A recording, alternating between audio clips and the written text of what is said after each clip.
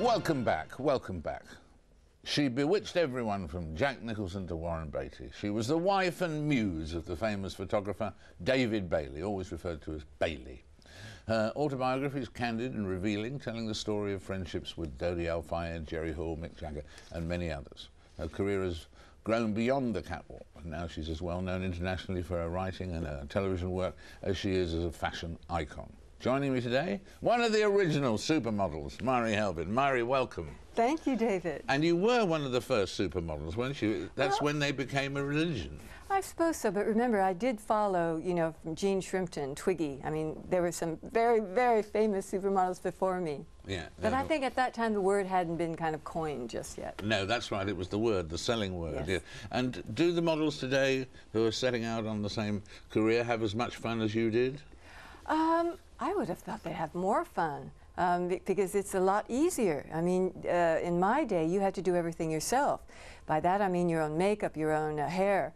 When you went on location, you had nobody to help you. You had to practically, you know, do your own styling. Today, you have assistants to the assistants to the assistants. You have even people just to put lotion on your legs. I say the girls have it much better today. Oh, well, that's appalling, isn't it? Now, I mentioned Bailey there in the intro, and I mean, he's a big figure in this book because he was a big figure, perhaps still is in a sense, a big figure in your life and so on. And almost one would say that the divorce, the turning point of your life in a way, was the divorce from David Bailey, was it?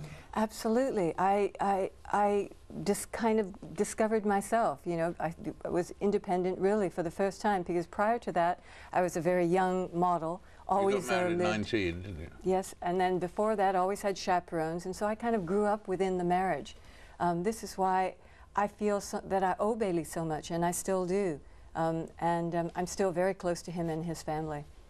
And you said once in the book, I never confronted Bailey about those pictures of his next wife or whatever. I didn't know how. At that time, I didn't have a voice. Yes. I think it was something that happened to a lot of women. I don't think it was just me. This was a period in the 70s, early 80s. You know, feminism was really just starting to come to the fore for young women like me. I mean, it had already been present worldwide, but for young women like me, we were starting to really understand what Germaine Greer was talking about. And I did not have a voice. I just shut up and listened. And when I divorced him, yes, I mean, not immediately, but I slowly learned to get that voice through experience, through traveling, through getting my own confidence back.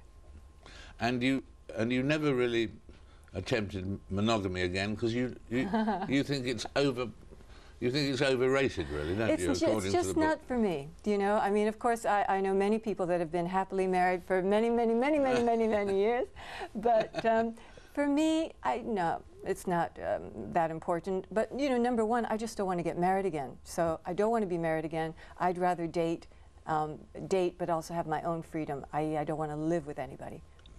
Because, and you said, have I become enlightened? Have I learned from my mistakes? I doubt it. I have, however, made peace with my imperfections. What As imperfections? As a model, when you see yourself in the mirror, all you see are your imperfections. When you see yourself on the cover of Vogue or in the magazine, that's all you see. We all have a kind of slight form of dysmorphia, is that what it's called?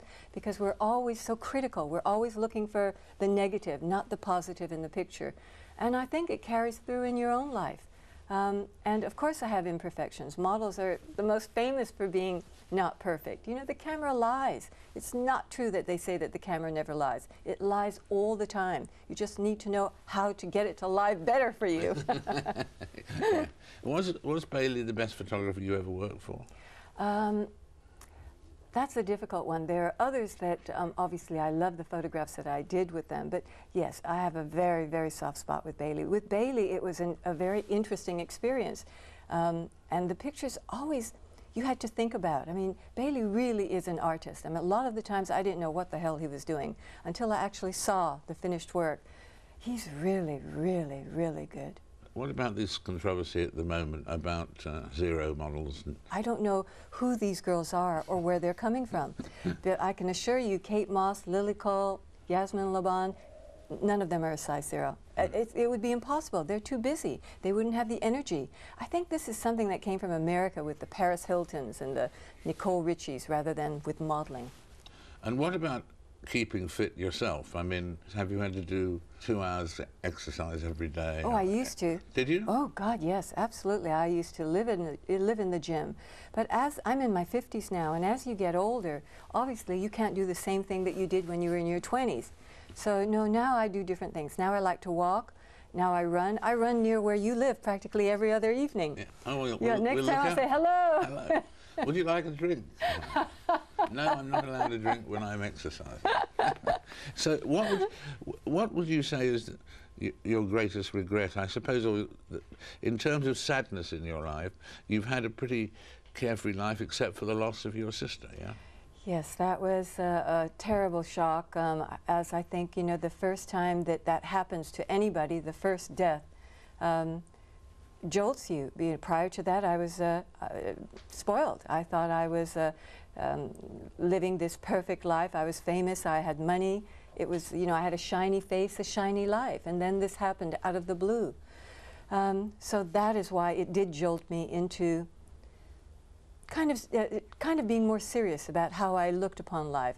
And you know, David, as we get older, it happens again. I mean, my mother just recently passed away. So now I have to go through this again, and I guess I'm getting to that age where it's going to happen to me quite a bit. And you were hoping to get back to Hawaii while both your parents were there, weren't you? Yeah, as most things, you plan and you plan and you plan, and you shouldn't plan. You should just act and go, you know, do what you really think you should do, and now it's too late.